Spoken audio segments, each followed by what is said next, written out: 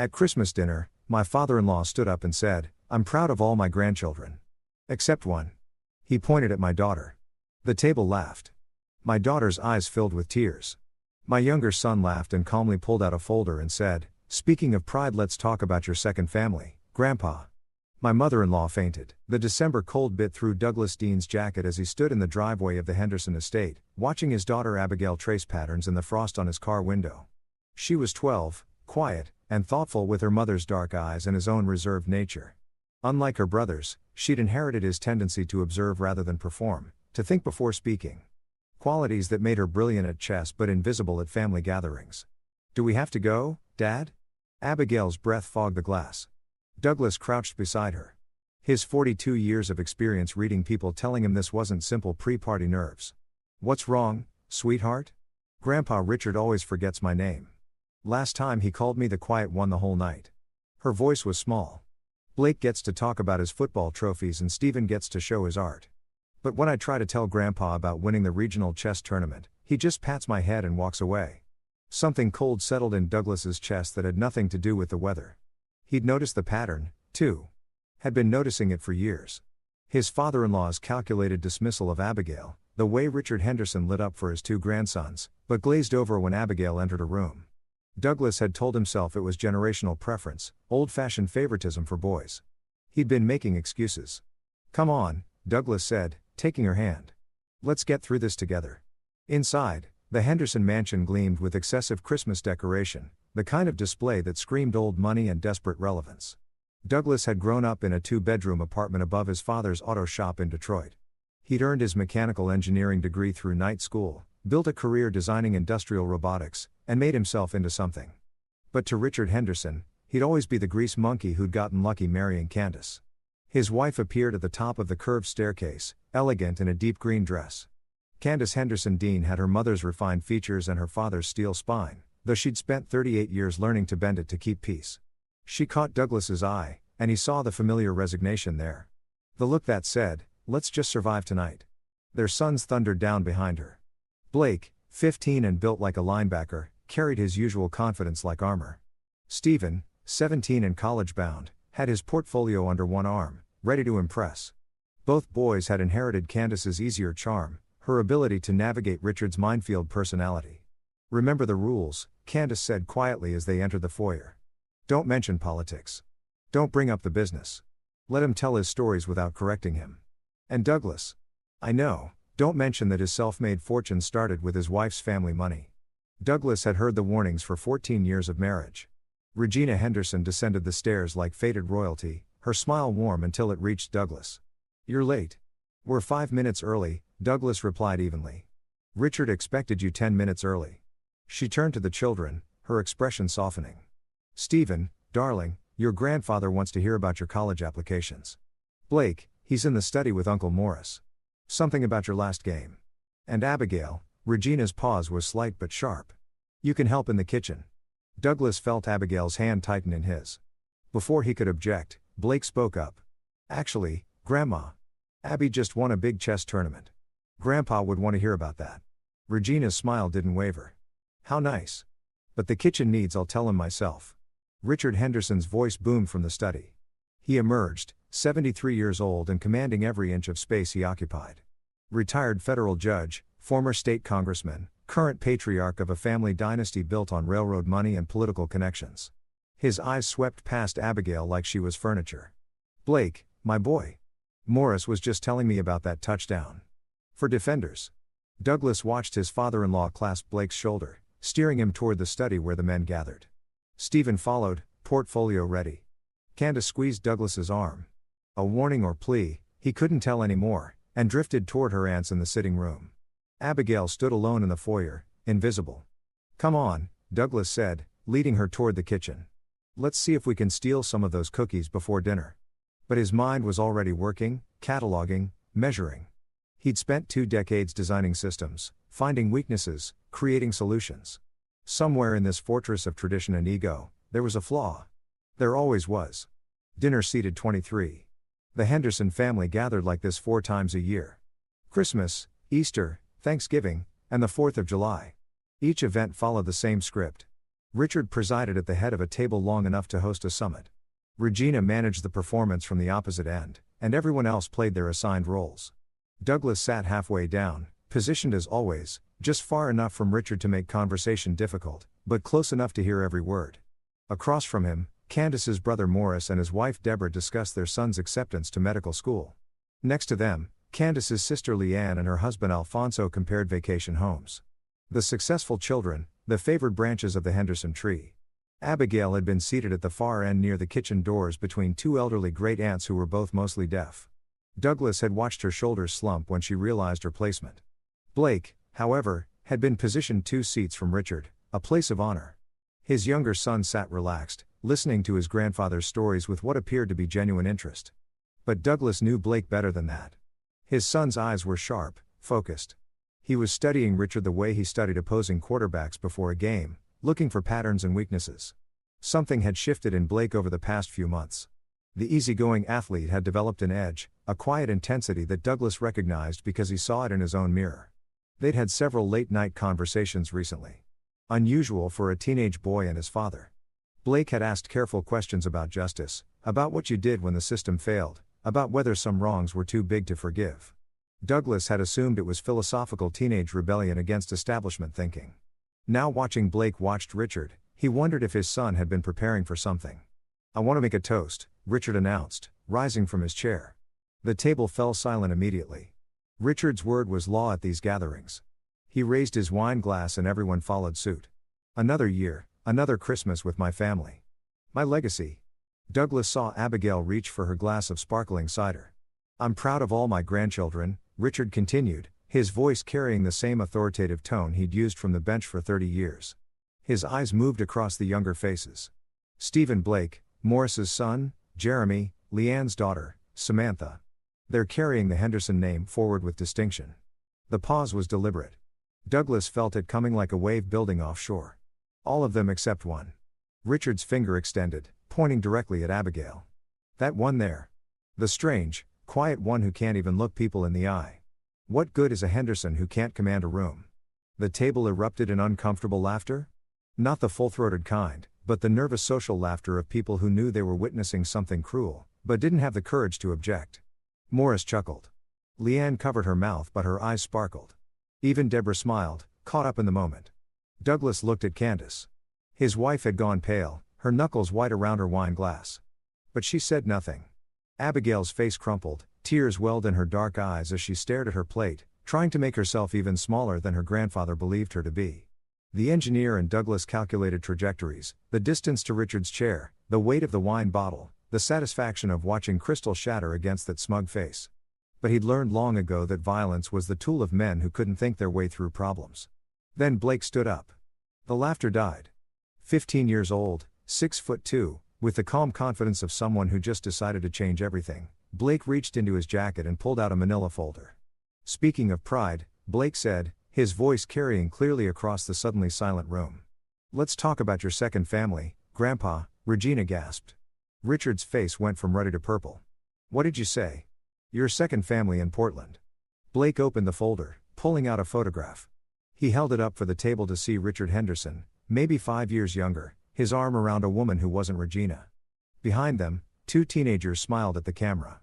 "This is Sonia Richardson and her kids, right, Theodore and Jennifer. They live in a nice house on Maple Street. You've been paying their mortgage for 18 years. The photograph passed from hand to hand like a live grenade. Douglas watched faces transform. Shock, confusion, dawning horror. Morris's mouth hung open. Lean had gone white. Candace stared at her father like she'd never seen him before. Regina swayed in her chair. For a moment, Douglas thought she might speak, might defend her husband, or demand proof. Instead, her eyes rolled back, and she pitched forward, unconscious before her face hit the mashed potatoes. The chaos that followed Regina's collapse bought Douglas precious seconds to watch his father-in-law. While Morris and Alfonso rushed to help Regina, while Candace shouted for someone to call 911, while the great aunts clutched their pearls and Deborah fanned Regina with a napkin, Douglas stayed seated and observed. Richard Henderson didn't move to help his wife. He stood frozen, staring at Blake with an expression Douglas had never seen before. Pure, undiluted fear. Not the fear of consequences or embarrassment, but the terror of a man watching his carefully constructed world crack apart. Then Richard's eyes found Douglas. The two men locked gazes across the holiday table, and Douglas saw the exact moment his father-in-law understood. This wasn't teenage rebellion or lucky discovery. This was calculated. This was war. You, Richard hissed. You put him up to this. Douglas said nothing, but he didn't break eye contact. Let Richard wonder. Let him spiral. Regina regained consciousness to find her sister Iris and daughter Leanne hovering over her. She pushed them away weakly, her eyes finding Richard. Tell me it's not true, she whispered. Tell me he's lying. Mother, don't. Leanne started, but Regina cut her off. Tell me. The scream was raw. Decades of suspicion and swallowed pride erupting all at once. Richard's jaw worked. The judge who'd sentenced hundreds of criminals, the politician who'd commanded crowds, the patriarch who ruled his family with absolute authority. He had nothing. The silence stretched until Blake spoke again. There's more, Blake said quietly. He pulled out another document. Should I keep going, or do you want to tell them yourself? Blake, that's enough, Candace said, finding her voice. She looked at Douglas, her expression a mixture of shock and something else. Betrayal perhaps. Did you know about this? Douglas stood, moving to where Abigail sat trembling. He pulled his daughter into his arms, feeling her shake against his chest. I knew, he said simply. Blake and I both knew. How long? Morris demanded. How long have you been sitting on this? Does it matter? Douglas met Morris's glare. Your father just humiliated my daughter in front of the entire family. He's done it for years. I'm done making excuses for him. So you ambush us at Christmas dinner. Leanne's voice was shrill. You turn our family gathering into a circus. Your father did that. Blake said, still calm. We just revealed it. The paramedics arrived within 10 minutes. Though Regina refused to go to the hospital, she stood on shaking legs supported by Iris and pointed at the door. Everyone out. Family only. We are family. Douglas said, not you. Regina's voice was ice. Never you. I knew Candace marrying beneath herself would bring us shame eventually. Candace flinched like she'd been slapped. Mother, get out of my house. Douglas gathered his children. Stephen moved automatically, his artist's eyes taking in everything for later processing. Blake pocketed the folder. His job done. Abigail clung to Douglas's hand, tears still streaming down her face, but head held higher than before. At the door, Douglas turned back. The remaining Hendersons clustered around Regina like wounded animals, except Richard, who stood alone by the head of the table, still holding his wine glass. This isn't over, Richard said quietly. You have no idea what you've started. Douglas smiled, a thin, cold expression that never reached his eyes. Actually, I know exactly what I've started. The drive home was silent, except for Abigail's occasional sniffles. Candace stared out the window, her face unreadable. Stephen sat with his sketchbook closed. Blake watched the streets pass, still carrying that focused calm. It wasn't until they were inside their own house. A comfortable colonial in a good neighborhood earned through Douglas's work and careful planning. That Candace finally exploded. What the hell was that? She whirled on Douglas. 14 years of marriage and buried resentment erupting. You knew about my father's other family and you said nothing. You let Blake ambush him at Christmas dinner. I let Blake defend his sister. Douglas corrected. There's a difference. You humiliated my mother. She fainted. Douglas. The whole family. Your mother has known for years. Blake interrupted. She had too. The money, the trips to Portland, the separate phone. She knew and she chose to ignore it. Candace turned to her son. How did you even find this out? I've been investigating Grandpa for 6 months. Blake moved to the dining room table and opened his laptop. It started when I noticed how he treated Abby. I thought maybe there was something in his past, some reason he was such a jerk.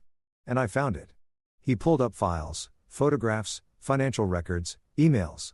Douglas had seen them all before. He and Blake had gone through everything together, verifying each piece of evidence, building their case.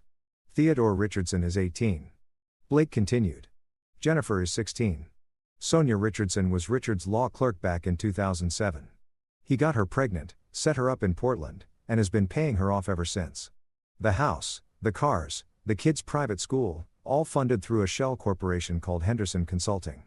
That's over $1 million, Stephen said. Finally speaking, he'd moved closer to look at the laptop. Over 18 years with the house and everything. Jesus, my father wouldn't. Candace started, but her voice lacked conviction. Your father absolutely would, Douglas said. And he did. Blake found the proof. We verified it. All of it.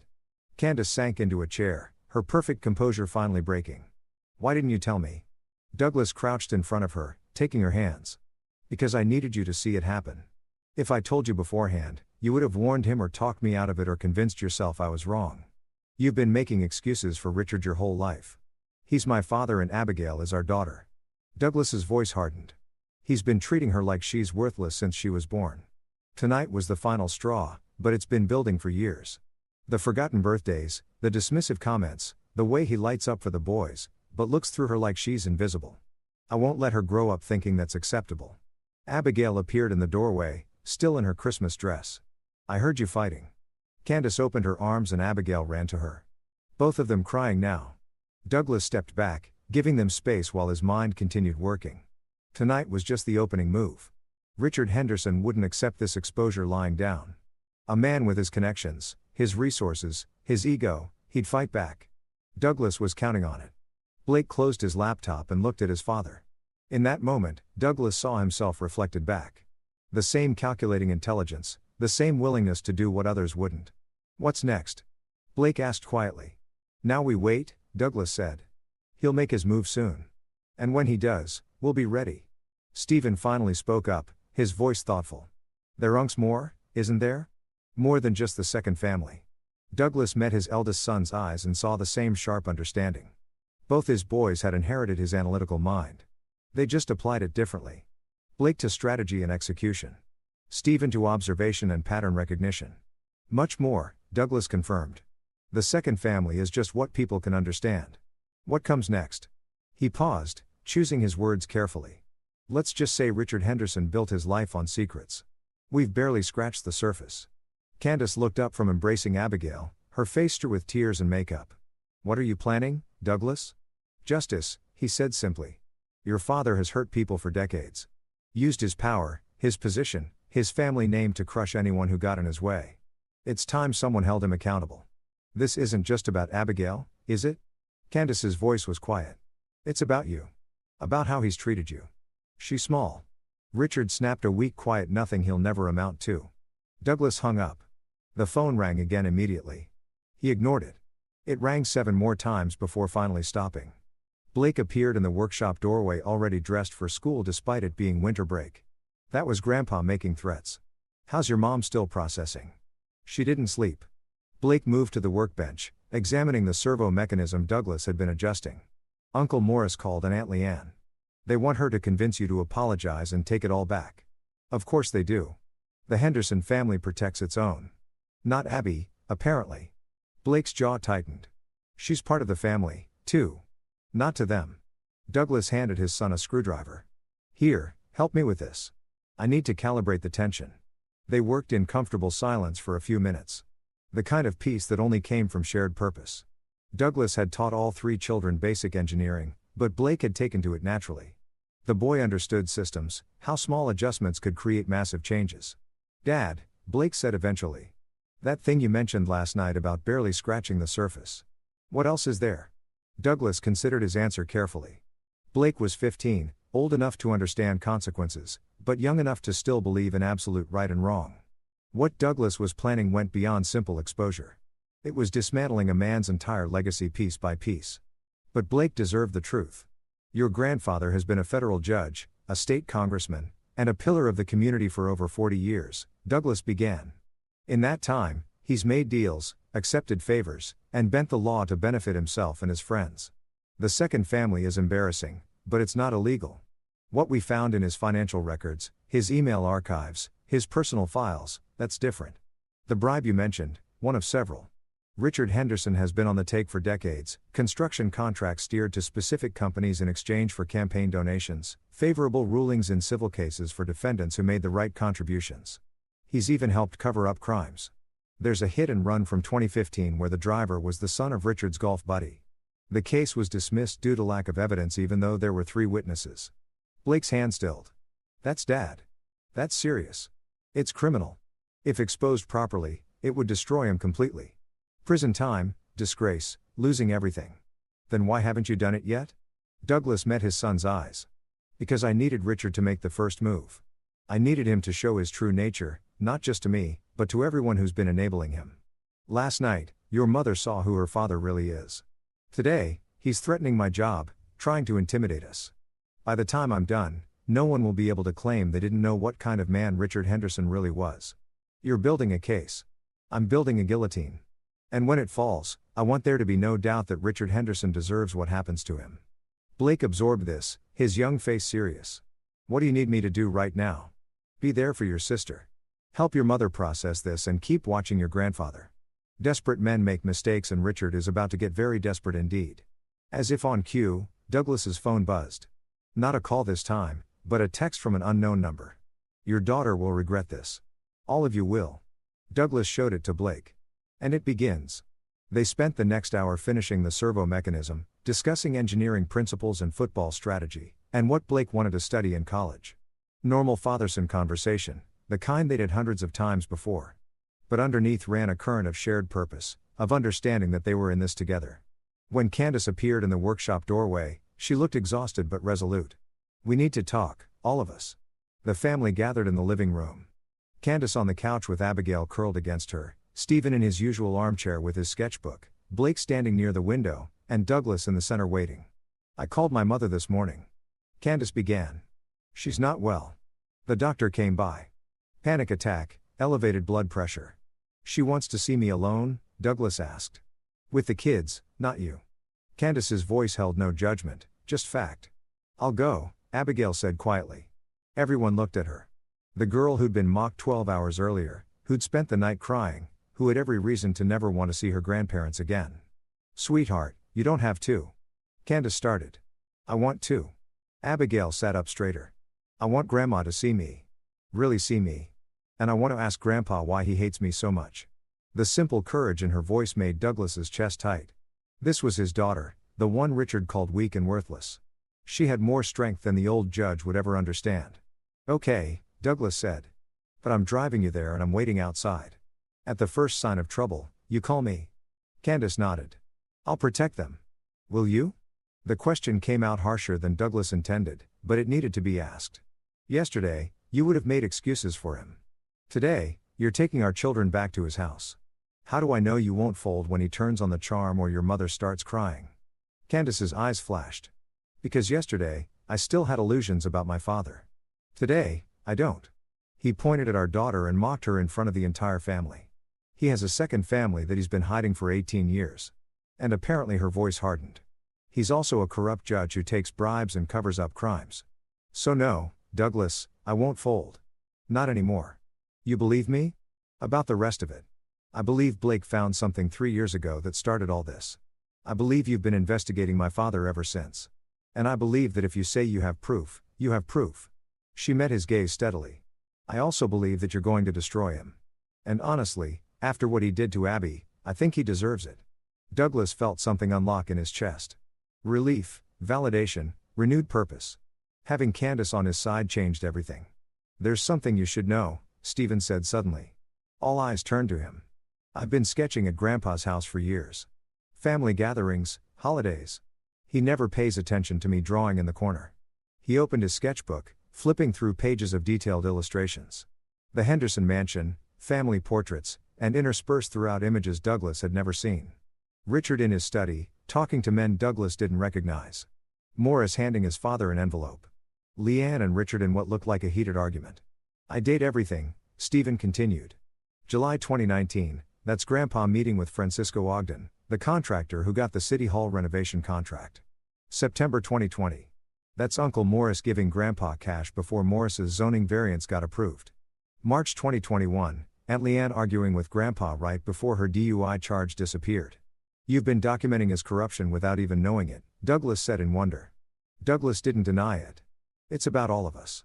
Every person he's looked down on. Every time he's wielded his privilege like a weapon. Yes, seeing him humiliate our daughter was the catalyst. But the investigation that started long before tonight. How long? 3 years. Blake answered. Since the summer I turned 12. Dad found something in Grandpa's study during the July 4th party. We've been gathering evidence ever since. Candace looked between her husband and son. Seeing them clearly perhaps for the first time, not as the mechanic's son and the football player, but as something else entirely. Something dangerous when motivated. What did you find? She whispered. 3 years ago. What started this? Douglas remembered that day perfectly. He'd gone looking for a bathroom on the mansion's second floor and stumbled into Richard's private office. The door had been left ajar, the computer on, and there displayed on the screen had been an email that changed everything. Evidence of a bribe, Douglas said. A federal judge accepting money to influence a case. Your father sold his integrity for $100,000 and destroyed an innocent man's life in the process. That man killed himself 2 months after the verdict. The room went silent except for the grandfather clock ticking in the hall. Candace's face had gone white again, but this time she didn't defend Richard. She just sat there holding Abigail, letting the truth sink in. So, what happens now? Stephen asked. Douglas looked at his family, his brilliant, wounded daughter, his fierce, strategic younger son, his talented, perceptive older son, and his wife. Caught between the family she was born into and the family she'd built. Now he said, we tear down an empire. Richard Henderson's counterattack came at dawn. Douglas was in his home workshop, a converted garage where he designed prototype robotics and taught his children engineering principles when his phone rang. The number was blocked, but he answered anyway. Dean? The voice was cold, controlled. Richard had recovered his composure. We need to talk. I have nothing to say to you. Then listen. Papers rustled. I've already spoken to my attorney. What you did last night constitutes defamation, intentional infliction of emotional distress, and criminal harassment. I'm prepared to file suit against you and your delinquent son for $10 million. Douglas smiled, continuing his work on a delicate servo mechanism. Go ahead. Discovery should be interesting. You think you're clever. Richard's control was slipping. You think embarrassing me in front of my family gives you power.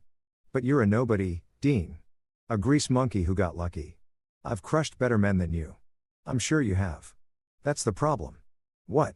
You spent your whole life crushing people, using your position to hurt those who couldn't fight back. But you made a mistake with me, Richard. Douglas set down his tools. I'm not afraid of you, and I'm not interested in your money or your name or your approval. All I want is to watch you fall. Richard laughed, a harsh, bitter sound. You're insane. You've destroyed your own marriage for some petty revenge fantasy. Candace will never forgive you for this. Candace loves our daughter more than she fears you. She'll make the right choice, will she? Richard's voice turned sly. I've already had several conversations this morning. Your employer, Titan Robotics, isn't it? I've known Bernard Bell for 20 years. We golf together. One phone call and you'll be unemployed by Monday. Douglas had expected this.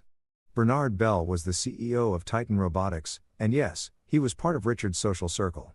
But Douglas had prepared for this contingency, too. You could try, Douglas said. But Bernard values results over connections. I hold 17 patents that have generated over $30 million in revenue for Titan. My last performance review was exceptional, and I've already documented this conversation for my attorney. Threatening someone's employment in retaliation for revealing your affairs. That's blackmail, Richard. Ask your lawyer friend how that plays in court. The silence stretched. Douglas could almost hear Richard's mind working, recalculating his approach. What do you want? Richard finally asked. Money? I'll pay you to keep quiet about Portland. Name your price.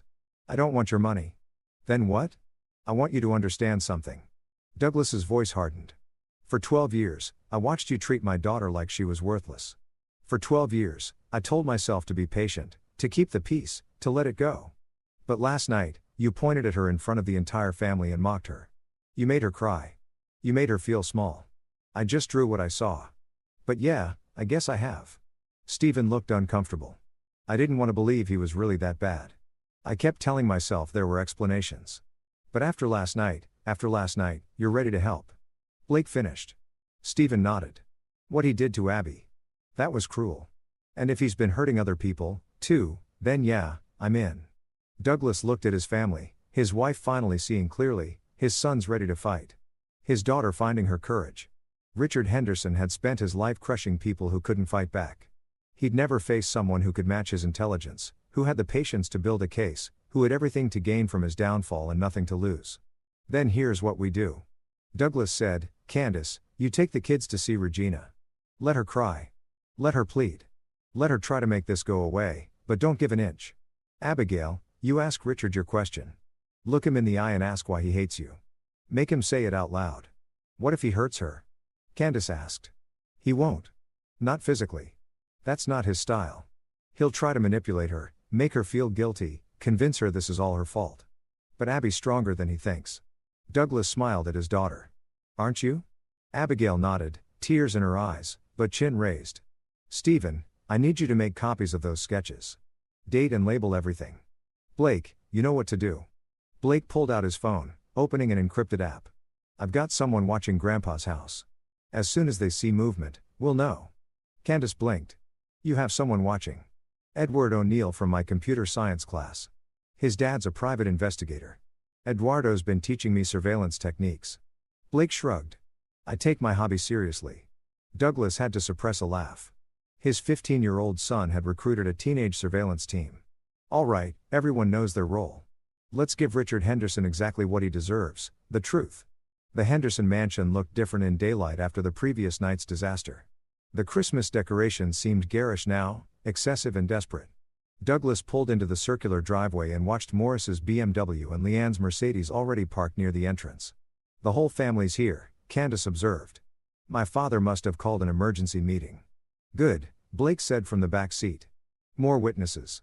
Douglas turned to look at his children. Stephen sat with his sketchbook and a folder of copied drawings. Blake had his phone and his usual unshakable calm.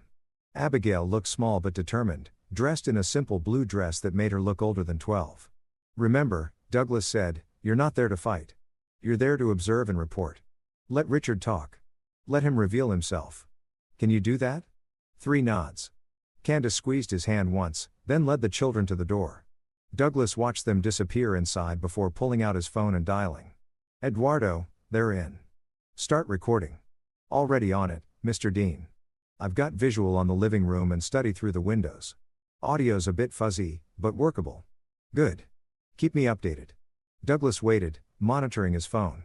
Eduardo's surveillance was technically illegal, but Douglas had learned long ago that sometimes you had to bend rules to expose those who broke them entirely.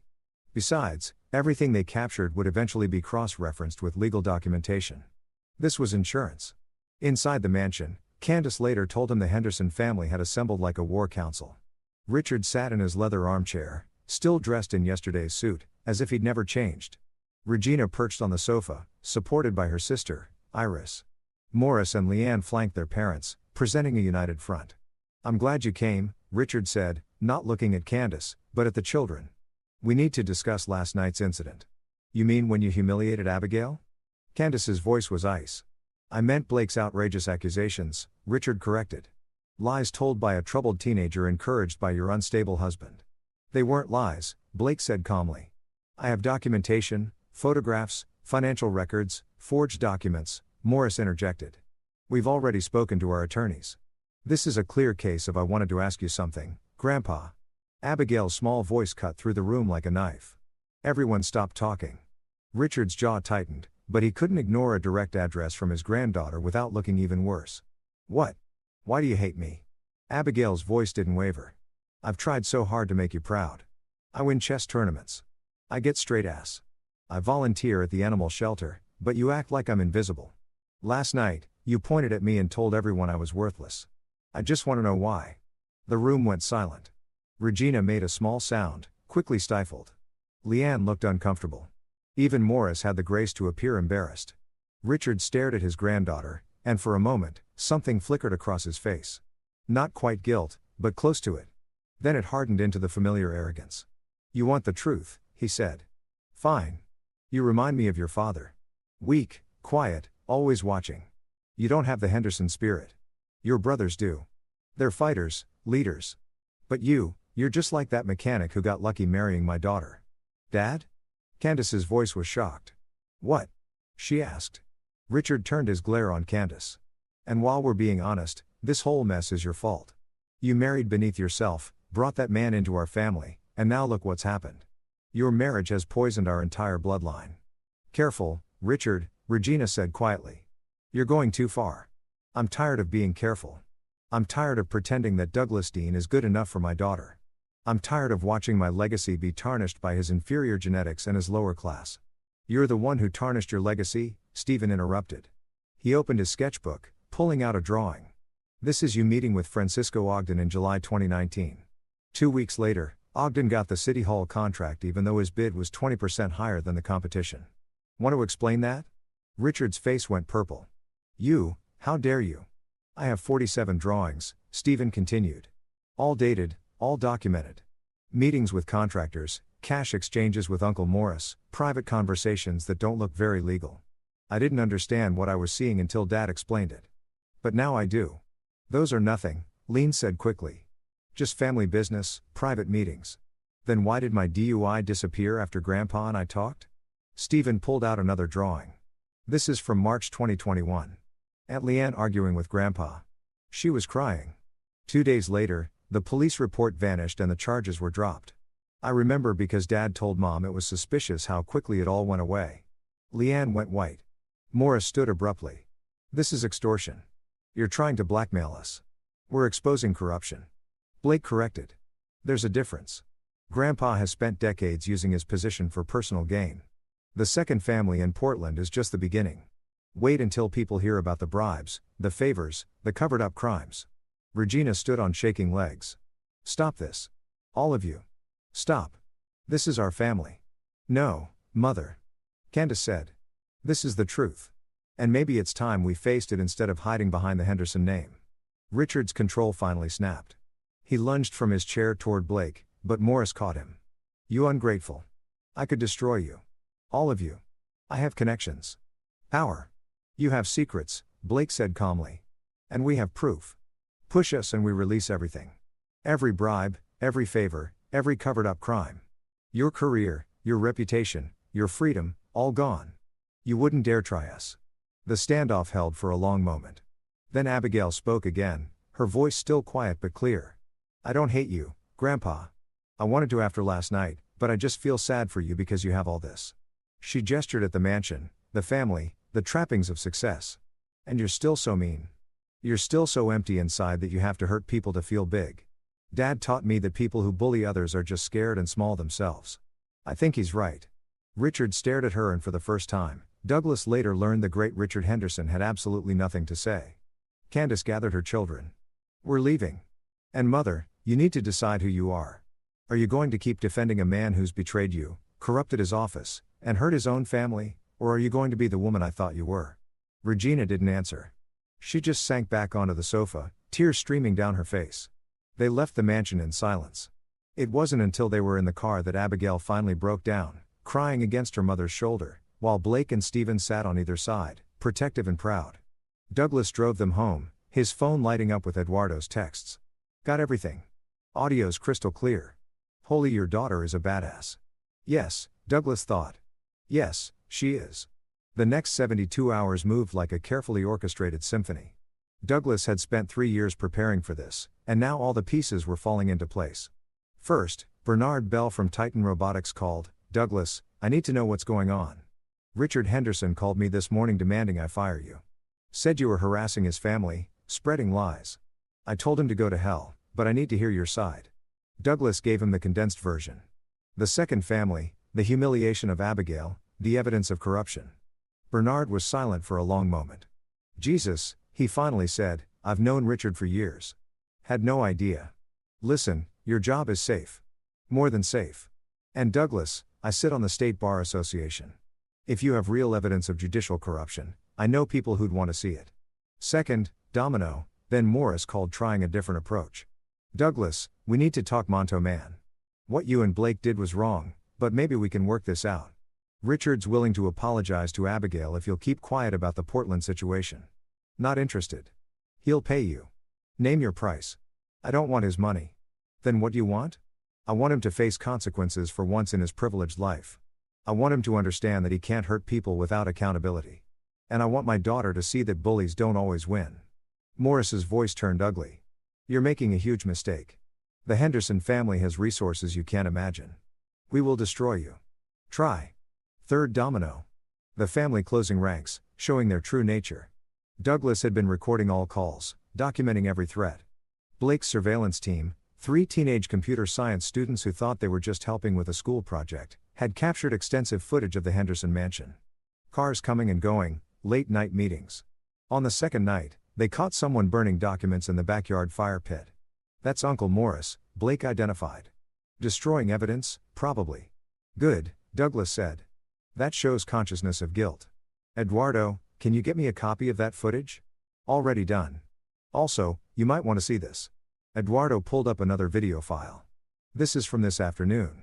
Woman showed up at the mansion, argued with Richard for 20 minutes, then left crying. Douglas recognized her from Blake's Portland files. That's Sonia Richardson, the second family. She looked pissed. Fourth domino. Richard's carefully separated lives colliding. On day 3, Douglas received an unexpected visitor. Regina Henderson appeared at his door alone, looking 10 years older than she had at Christmas dinner. "We need to talk," she said. "May I come in?" Douglas led her to the living room. Candace emerged from the kitchen, freezing when she saw her mother. "I'll leave," Candace said stiffly. "No, stay," Regina's voice was firm. "You both need to hear this." They sat in uncomfortable silence until Regina finally spoke. "I've known about Portland for 12 years. Not the whole time, but since 2013. I found hotel receipts, saw the credit card charges. I confronted Richard and he admitted it. Said it was over, said he'd made a mistake." "It wasn't over," Candace said quietly. "No, it wasn't. He kept lying and I kept pretending to believe him because the alternative." Regina's voice broke. "The alternative was admitting my marriage was a sham, that the man I'd built my life around was a fraud." Douglas said nothing, letting her talk. "But it's more than just the affair." Regina continued. "I've seen things over the years. Conversations that ended when I entered the room. Money appearing and disappearing. Richard making phone calls at odd hours. I told myself it was just business, just politics. But I knew deep down I always knew something was wrong." "Why are you telling us this?" Candace asked. Regina met her daughter's eyes. "Because I'm tired of being complicit. Because what Richard did to Abigail was unforgivable. And because," she paused, visibly struggling. "Because you were right. I need to decide who I am. And I'm choosing my granddaughter over my husband's ego." She pulled an envelope from her purse, handing it to Douglas. "This is Richard's personal email password and the code to his home safe. Inside the safe, you'll find documents he doesn't want anyone to see. Financial records, correspondence, things that will support whatever case you're building." Douglas took the envelope, stunned. "Why?" "Because Abigail asked him why he hated her, and his answer was cruel and wrong. Because I've watched him hurt people for decades and done nothing. Because it's time someone held Richard Henderson accountable." Regina stood. "I'm filing for divorce. I wanted you to know before I tell him tomorrow." After Regina left, Douglas opened the envelope. Inside was everything he needed. Access to Richard's most carefully guarded secrets. "Your mother just gave us a nuclear weapon," he told Candace. "Good," she replied. "Use it." That night, Douglas accessed Richard's email. What he found exceeded his darkest suspicions. 17 years of corruption documented in detail. Bribes accepted, cases fixed, criminals protected. Richard hadn't just bent the law. He'd broken it so often that it became routine. But it was the message from 2018 that made Douglas's blood run cold. Ogden's son hit that pedestrian. Kid was in the crosswalk. Driver was drunk. Witnesses saw everything. "I'm making it go away. Charging Ogden $200,000 for the favor. Between you and me, that pedestrian was nobody important. Just some mechanic from the east side. No family to make noise. Perfect candidate for an unsolvable case." Douglas read it 3 times. A hit and run covered up by Richard for money. The victim was identified in the attached police report. Thomas Dean, his father, the auto shop owner who'd raised Douglas alone after his mother died. The man who taught him to fix engines and think systematically, who'd scraped together money for Douglas's college despite barely keeping the shop afloat, who died in what police called a tragic unsolved hit and run 7 years ago. Douglas had grieved, moved on, told himself there was no justice for working-class victims of drunk drivers who fled the scene. He'd never imagined it went deeper than that. But Richard Henderson had made it go away, had taken money to bury the evidence, had literally profited from Thomas Dean's death. Blake found his father in the workshop at 3 a.m. staring at a printed email. "Dad, you okay?" Douglas looked up and Blake flinched at the expression on his face. "My father," Douglas said quietly. "The hit and run that killed him. It wasn't random. Richard covered it up for money." Blake went pale. "Oh my God. Francisco Ogden's son drunk driving killed my father and drove away. Richard took $200,000 to make sure no one ever paid for it." Douglas's hands shook. "This whole time, all these years, Richard looked me in the eye at every family gathering, knowing he'd helped murder my father. Dad, I thought this was about justice for Abigail, about exposing corruption." Douglas's voice was hollow, "But it's bigger than that now. So much bigger. Blake sat beside his father, both of them silent in the workshop where Douglas had taught his sons the skills his own father had taught him. "What are you going to do?" Blake finally asked. Douglas looked at his son, 15 years old, fierce and loyal, ready to follow wherever this led. "I'm going to bury him," he said completely and absolutely. "Richard Henderson destroyed my father to make a profit. Now I'm going to destroy everything he's ever built." "How?" Methodically, thoroughly, and legally, Douglas stood, moving to his computer. "We're taking this to the FBI, to the State Bar, to every journalist who listen. We're going to expose every single crime Richard Henderson has committed for the past 4 decades. That's going to destroy the whole family. Uncle Morris, Aunt Leanne, they're all tangled up in his corruption." "I know," Douglas's jaw set, "but some things matter more than family loyalty. Justice matters. Truth matters. My father's memory matters." Blake nodded slowly. "Then let's do it right. Let's make sure when Richard falls, he can never get back up." Over the next week, Douglas built his case with the precision of an engineer designing a complex system. Every document cross-referenced, every email verified, every bribe traced. Stephen's sketches provided visual timeline. Blake's financial analysis showed money flows. Regina's testimony would establish motive and opportunity. But Douglas's master stroke was something none of them expected. He'd found buried in Richard's files evidence that Sonia Richardson wasn't the second family. She was the third. There had been another woman, another child years before. A child Richard had abandoned when she was born with severe disabilities, paying off the mother to disappear and never contact him again. That child, now 26, was named Jennifer Morales. She'd grown up in poverty, disabled, and forgotten, while Richard lived in his mansion and preached about family values. Douglas found her through old emails. She was living in a state facility, her mother dead from cancer 3 years prior, with no family and no resources. Richard's payments had stopped the moment her mother died. "This is it," Douglas told Candace. "This is who he really is, a man who abandons his disabled child to save his reputation." Douglas visited Jennifer personally, bringing Candace and the children. They met her in the common room of the facility, a woman with cerebral palsy, sharp-eyed and intelligent despite her physical limitations. "You're Richard Henderson's son-in-law." Jennifer's speech was labored but clear. "Yes. And I'm here to tell you that you have a family. Half-sisters, a mother, nieces, and nephews who didn't know you existed." Jennifer's eyes filled with tears. "He told my mother I was too damaged to acknowledge that I would embarrass the family name. He was wrong." Candace knelt beside Jennifer's wheelchair, taking her hand. "You're my sister, and you deserve better than what he gave you." That moment, Douglas knew, was worth more than all the revenge in the world. But he was going to get both. The press conference was held on January 15, 3 weeks after Christmas dinner. Douglas had coordinated with the FBI, the State Bar Association, and 2 investigative journalists from major newspapers. Bernard Bell had used his connections to ensure the right people paid attention. The Henderson mansion was surrounded by cameras as federal agents executed search warrants. Richard's computers, files, and financial records were seized. Morris's construction company offices were raided simultaneously. Leanne's home, where she'd stored documents related to her DUI cover-up, was searched.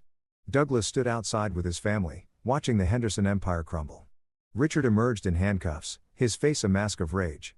He spotted Douglas and tried to lunge toward him, but the agents held him back. "You destroyed me," Richard screamed over a stupid Christmas dinner comment. "Over nothing." "Not nothing." Douglas called back. "Over my daughter. Over my father. Over every person you've hurt and every law you've broken. This is accountability. Richard. It's what you've avoided your whole life." The cameras captured everything. Richard's rage. His daughter Candace standing with Douglas. His granddaughter Abigail holding her father's hand with quiet dignity. Regina appeared at the mansion door, dry-eyed and composed. She'd already filed for divorce and was cooperating with investigators. She made a brief statement. "I'm ashamed I didn't act sooner. I'm grateful to my son-in-law for having the courage I lacked." The news cycle exploded. Federal Judge Richard Henderson arrested on multiple corruption charges. Secret families and abandoned disabled child. The fall of a legal dynasty. How a Christmas dinner exposed decades of judicial corruption. Stephen's sketches appeared in newspapers as evidence of long-term criminal conspiracy. Blake's financial analysis showed how Richard had stolen an estimated $3.7 million through various schemes. Jennifer Morales gave a tearful interview about her abandonment. But it was Abigail's statement that went viral. A 12-year-old girl speaking clearly to cameras. "My grandfather told me I was worthless. He was wrong. I'm strong. I'm smart. And I deserve respect. So did all the people he hurt over the years. I'm glad my dad and brothers helped make sure he couldn't hurt anyone else. The trial took 9 months. Douglas testified about his father's death, about discovering the cover-up, about years of watching Richard abuse his power. Candace testified about the second and third families. Regina confirmed everything, her testimony devastating in its calm recitation of decades of wrongdoing. Morris and Leanne both took plea deals, turning on their father to save themselves. Francisco Ogden's son, now 43, finally faced charges for the hit and run that killed Thomas Dean. The statute of limitations had expired for the original crime, but new charges of conspiracy to obstruct justice had not. Richard Henderson was convicted on 17 counts of corruption, bribery, obstruction of justice, and conspiracy. The judge, one who actually believed in the law, sentenced him to 23 years in federal prison. You used your position to enrich yourself while pretending to serve justice. The judge said you covered up crimes, including vehicular manslaughter, for profit. You abandoned a disabled child, and created multiple families through deception. You corrupted the very system you swore to uphold. The sentence reflects the severity and duration of your crimes. Richard was 73. 23 years was effectively a life sentence. Douglas watched from the gallery as Richard was led away. No satisfaction, no triumph, just the quiet certainty that justice had finally been served. 2 years later, Douglas stood in his workshop watching Blake adjust a robotic arm prototype. His son was 17 now, heading to MIT in the fall on a full scholarship. Stephen had just finished his freshman year at Rhode Island School of Design. His portfolio of the Henderson case having earned him national recognition. Abigail, now 14, was competing in national chess tournaments and writing a blog about finding confidence after bullying. Candace appeared in the doorway. "Jennifer's here." Douglas smiled. Jennifer Morales, now Jennifer Dean, after Candace and her siblings had legally adopted her, visited twice a month. She'd moved into a supported living facility closer to the family, was working part-time as a computer programmer, and had become part of their lives in ways Richard had never imagined possible. Regina had also found her way back, slowly rebuilding relationships with her children and grandchildren. She'd sold the mansion, donated most of Richard's assets to charity, and now lived modestly, volunteering with organizations that supported disabled adults. The Henderson name had become synonymous with corruption and downfall. Morris was still serving time for his construction fraud.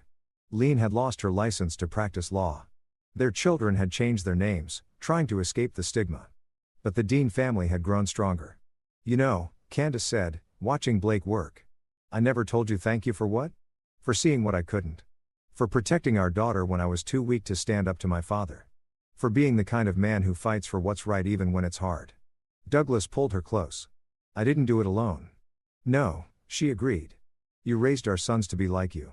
Smart, strategic, unshakable in their principles." Blake was 15 when he stood up at that dinner. 15. And he destroyed a corrupt judge with a folder full of evidence because his sister was crying. He's a good kid. He learned from the best. Abigail burst into the workshop, her chess trophy gleaming. "Dad, I won. State champion." Douglas swept her into a hug. This daughter who'd been called worthless, who'd found her strength in the aftermath of cruelty. "I'm so proud of you, sweetheart." "Grandpa Richard was wrong about me," she said matter-of-factly. "I'm not weak. I'm not worthless. I'm a Dean." "Yes," Douglas agreed. "You absolutely are." That evening, the family gathered for dinner, not at a mansion, not performing for cameras or navigating political landmines, but around their own table. Jennifer joined them, as did Regina, who'd become more of a grandmother in the past 2 years than she'd been in the previous lifetime. Blake raised his glass of sparkling cider. "I want to make a toast." Everyone looked at him. The son who'd started this cascade of justice with a single folder at a Christmas dinner. "To family," Blake said, "the one we choose and the one we build. To standing up for what's right, even when it's scary. And to Dad, who taught us that intelligence and patience can beat power and privilege every single time." "To Dad," they echoed. Douglas looked around the table at his family. Imperfect, complicated, but fundamentally good. Richard Henderson had spent his life accumulating power, crushing opponents, building an empire on corruption and fear. But in the end, he'd been brought down by a mechanic's son who understood that real strength came from protecting those you loved. The engineer and Douglas appreciated the symmetry. Systems had rules, and when you broke them long enough, eventually the whole structure collapsed. Richard had broken every rule, moral, legal, familial, and his empire had crumbled accordingly. Justice, Douglas had learned, Wasn't always swift, but it was thorough when done right. His phone buzzed with a news alert. Former Judge Richard Henderson denied parole. Will serve full sentence. Douglas deleted it without reading further. Richard Henderson was the past. This family, this moment, this hard-won peace that was the future, Dad. Abigail tugged his sleeve. You're smiling. Just thinking, Douglas said about how sometimes the best revenge is building something better than what they tried to destroy. Deep, Blake teased. True though, Stephen added, sketching the family scene into his ever-present notebook. Candace squeezed Douglas's hand under the table, and he squeezed back partners now in ways they'd never been during the years of making excuses and keeping peace. Outside, snow began to fall, covering the world in fresh white. Inside, the Dean family laughed and talked and planned for tomorrow, secure in the knowledge that they'd face their worst and come through stronger. Richard Henderson had pointed at a 12-year-old girl and called her worthless. That girl's father had methodically destroyed him and in doing so had taught his children that bullies always fall eventually. You just needed the courage, intelligence, and patience to engineer their downfall. Justice, Douglas Dean had proven, was just another system to master, and he'd always been very, very good with systems.